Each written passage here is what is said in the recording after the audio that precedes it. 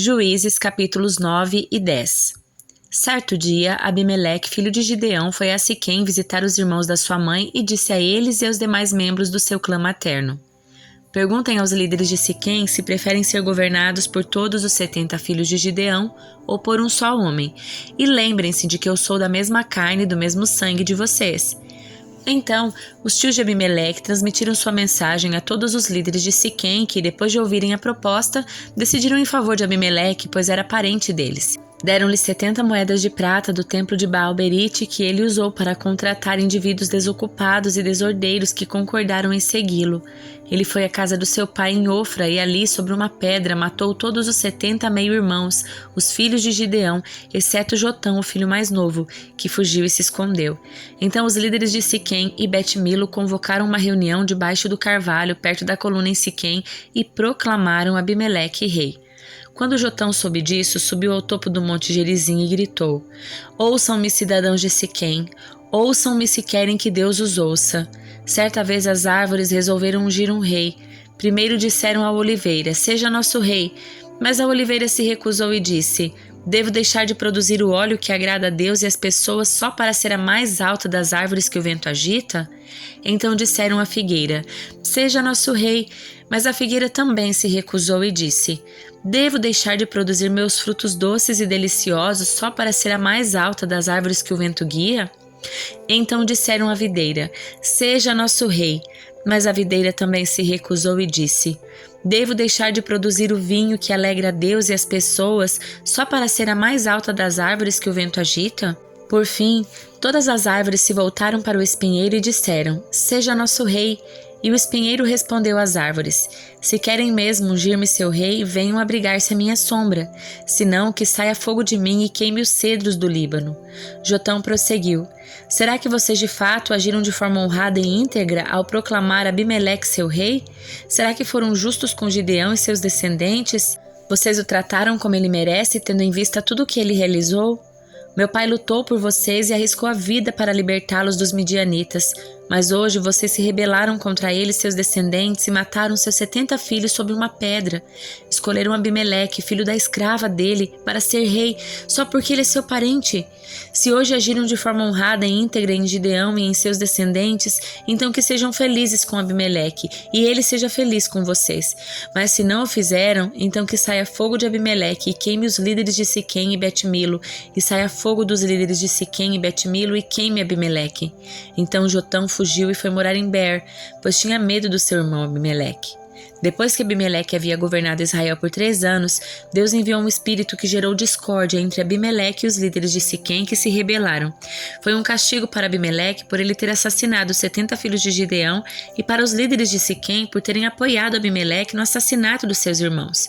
Os líderes de Siquém prepararam uma emboscada para Abimeleque no alto dos montes e assaltavam todos os que passavam por ali. Contudo, alguém alertou Abimeleque sobre essa conspiração. Nessa época, Gaal, filho de Ebed, se mudou para Siquém com seus irmãos e ganhou a confiança dos líderes da cidade. Depois de irem ao campo, colherem uvas e pisarem nelas, realizaram uma festa da colheita no templo do seu deus local. Foi servido vinho à vontade e todos começaram a amaldiçoar Abimeleque. Quem é Abimeleque? Disse em alta voz Gaal, filho de Ebed. Se não é um verdadeiro filho de Siquém, por que devemos servi-lo? É apenas filho de Gideão e esse Zebu é apenas seu ajudante. Sirvam aos verdadeiros filhos de Amor, o fundador de Siquém, por quem devemos servir Abimeleque? Se eu tivesse no comando, me livraria de Abimeleque e diria a ele: convoque seus soldados e venha lutar. Mas quando Zebu, que governava a cidade, tomou conhecimento das palavras de Gaal, ficou furioso. Enviou mensageiros a Abimeleque em Arumá para lhe dizer: Gaal, filho de Ebed, e seus irmãos se mudaram para Siquém e estão instigando a cidade a se rebelar contra você. Venha de noite com seu exército e esconda-se nos campos. Pela manhã, assim que o sol nascer, ataque a cidade. Quando Gaal e aqueles que o acompanham saírem para lutar contra você, faça com eles o que desejar. Então Abimeleque e todos os seus homens saíram de noite, dividiram-se em 4 grupos e armaram uma emboscada ao redor de Siquém. Gaal, filho de Ebed, estava à porta da cidade quando Abimeleque e seu exército saíram dos seus esconderijos. Quando Gaal os viu, disse a Zebu: Olhe, há pessoas descendo do alto das colinas. Zebu respondeu: São apenas as sombras dos montes que se parecem com homens. Mas Gaal insistiu: Não, são pessoas descendo das colinas e o outro grupo vem pela estrada que passa pelo carvalho dos adivinhos. Zebul se voltou para ele e perguntou: Onde foi parar toda a sua conversa? Não foi você que disse quem é Abimeleque e por que deveríamos servi-lo? Os homens dos quais você zombou estão logo ali do lado de fora da cidade. Saia e lute contra eles. Então Gaal marchou à frente dos líderes de Siquém para a batalha contra Abimeleque. Abimeleque perseguiu Gaal e muitos homens de Siquém foram feridos e caíram pelo caminho enquanto recuavam até o portão da cidade. Abimeleque voltou a Arumá e Zebul expulsou Gaal e seus irmãos de Siquém. No dia seguinte, o povo de Siquém saiu para guerrear nos campos. Abimeleque soube disso, dividiu seus homens em 3 grupos e armou emboscadas nos campos. Quando Abimeleque viu o povo sair da cidade, ele e seus homens saíram de seus esconderijos e atacaram. Abimeleque e seu grupo tomaram de assalto o portão da cidade para impedir que os homens de Siquém voltassem para dentro. Enquanto isso, os outros 2 grupos atacaram e mataram aqueles que estavam nos campos. A batalha durou o dia inteiro. Por fim, Abimeleque tomou Siquém e matou os seus habitantes. Depois destruiu a cidade e espalhou sal em todo o solo.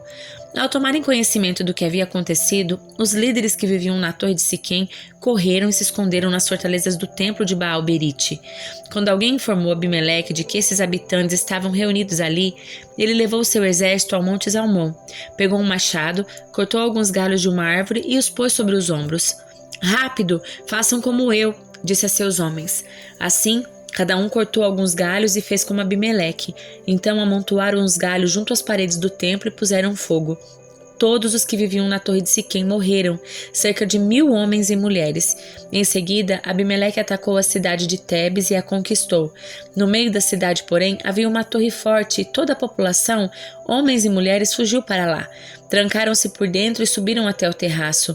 Abimeleque foi até a torre e a atacou, mas quando se preparava para incendiar a entrada da torre, uma mulher que estava no terraço jogou na cabeça de Abimeleque uma pedra de moinho que rachou seu crânio.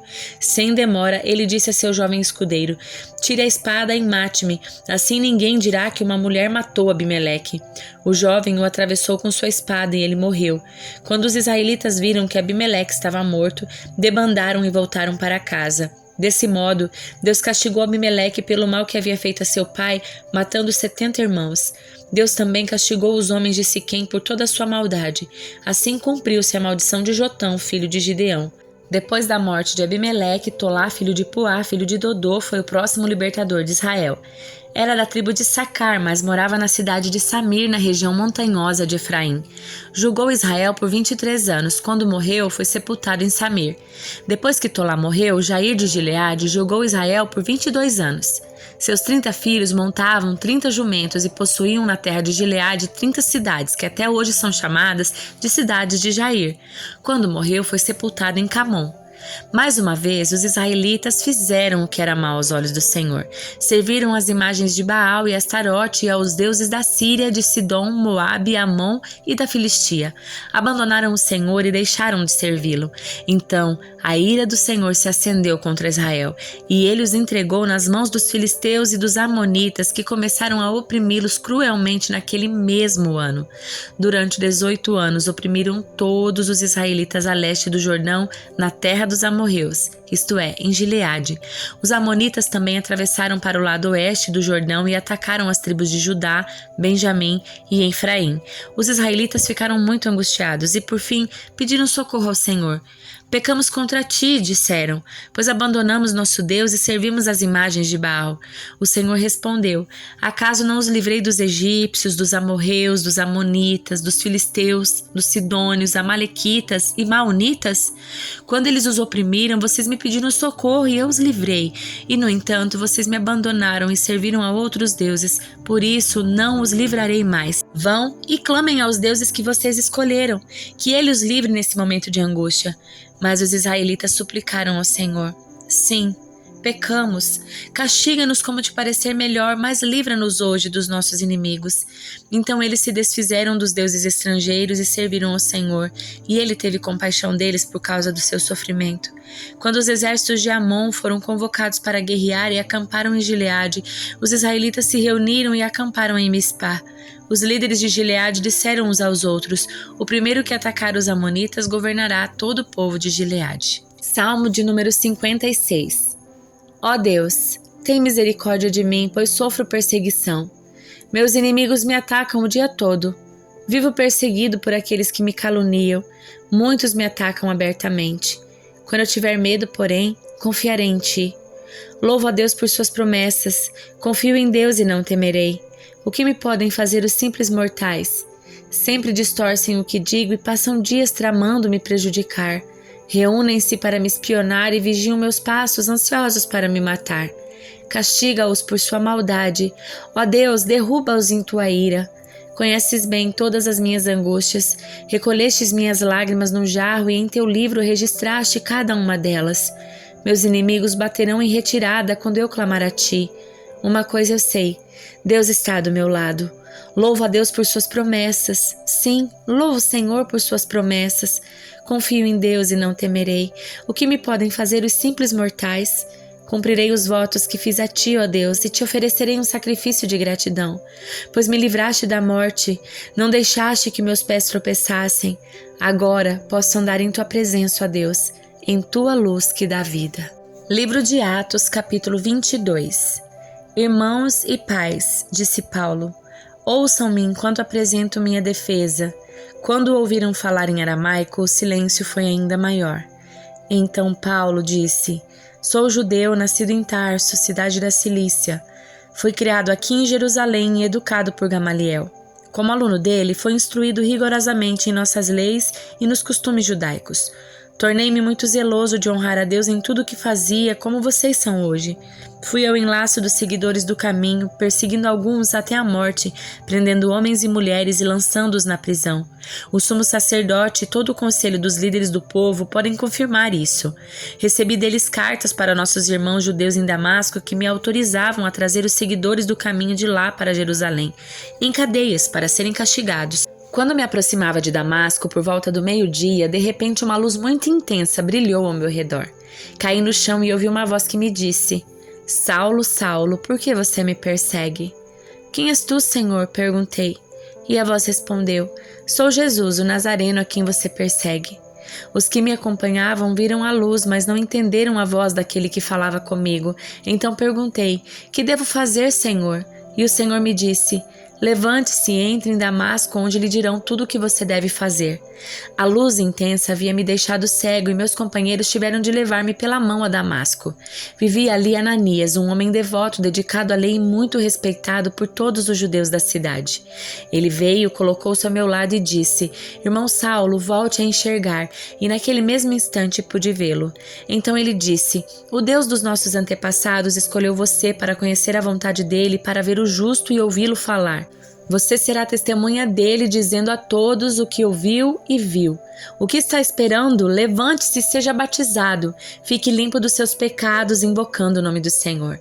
Depois que voltei a Jerusalém, estava orando no templo e tive uma visão, na qual o Senhor me dizia: depressa, saia de Jerusalém, pois o povo daqui não aceitará seu testemunho a meu respeito. E eu respondi: Senhor, sem dúvida eles sabem que em cada sinagoga eu prendia e açoitava aqueles que criam em ti. E quando Estevão, tua testemunha, foi morto, eu estava inteiramente de acordo.